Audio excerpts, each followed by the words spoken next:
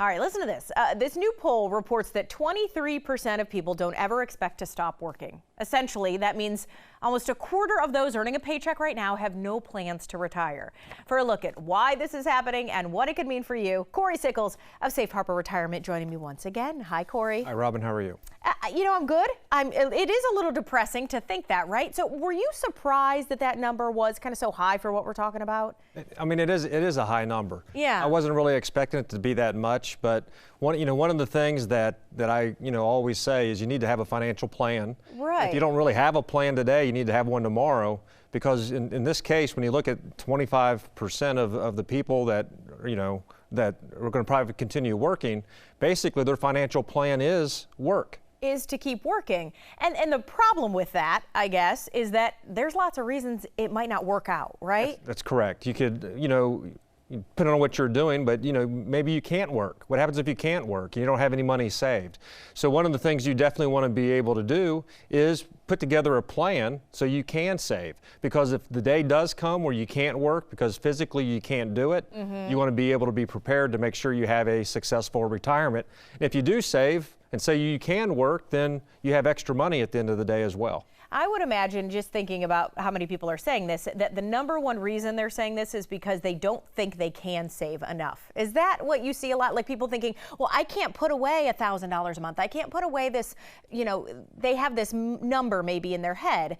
Is that what you see a lot? It is, and here's the sad part about it more than anything, is the longer you wait, sure, the bigger that number goes up. So the earlier that you can start saving, which means it just basically means you're going to have to save less. So maybe it doesn't have to be $1,000 a month. Right. If you start younger, or as young as you possibly can. Okay. All right, Corey. The poll also said that almost another quarter of Americans say that they plan to continue to work at least past their 65th birthday, when most people would be retired. So maybe not till they're 90, but they are planning on putting in some extra years. What are the reasons for making that move? Well, the big one, probably more than anything, is people are living longer. They're healthier, so they can work. And sure, it's a good way to get outside and still be social and do all that type of stuff. But the benefit by being able to work is, A, you can allow your Social Security to even build. Once you reach your full retirement age, depending on your age, it's either 66 or between 66 and 67,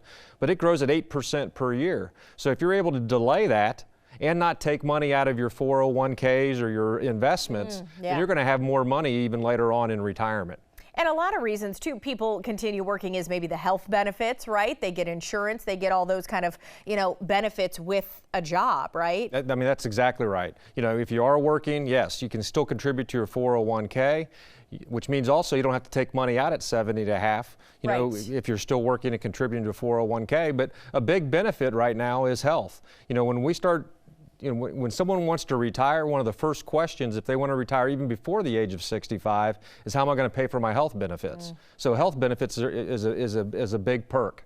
Okay. All right, Corey, what are some of the things then you do with your clients? Going to talk about kind of 3 specific things to make sure that they have money in the future. The first dealing with their Social Security. Correct. So when you do come in, one of the things we're going to do is we're going to what I consider a financial checkup. One is to be able to provide you some type of Social Security maximization report. The average Social Security check right now is around $1,400 per month. Okay. Because they're not triggering it at the right time, where you could, it could be another $600, $700, $800 per month if you actually delay, and that could be. That's a big difference for a lot of folks. Yes, it could have a big impact. The other thing you want to look at is what are my investments doing? Do they follow my risk tolerance? Am I paying too much in fees? So that's one of the things we can do is an analysis of your current portfolio. Sure. And then, the other part of it is to be able to really put together that financial plan for you, to be able to make sure, look at different types of products for you as well. Yeah, annuities, life insurance products, you've mentioned those in the past, just ways they can work for you. Yes. Kind of earlier in your situation. So if somebody wants to reach out to you, they want to get this started, what's the best way to do that? Because it's complimentary. Yeah, the best way to do it is you can give us a call at 614-760-0670, or you can visit our website, which is probably on the screen there, or was a second ago. It sure is, yep. and the nice part is you come in, meet with me. Again, it's complimentary, no obligation, and we can basically set you up with a financial plan. And if you are retired, the best part is we're still going to make sure that you're not going to be able to outlive that money as well. All right, all good stuff. Corey from Safe Harbor Retirement Group, thank you. Thank you.